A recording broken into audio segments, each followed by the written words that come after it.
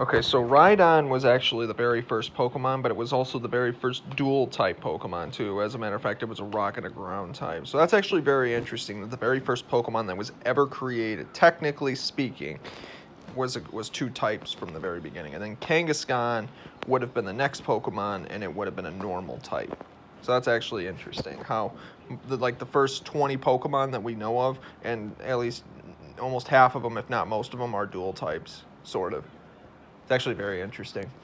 So maybe they decided that Pokemon wasn't going to be as complex as it was, or maybe they just had a bunch of complex ideas at first, and then over time they originally decided to balance it out more before the cartridge limitations, and then they started balancing it out again depending on what their approach on that was. So again, Rhydon is a ground and a rock type instead of a rock or a ground type, so it's both. It's actually very interesting, actually. So, if we were to say that,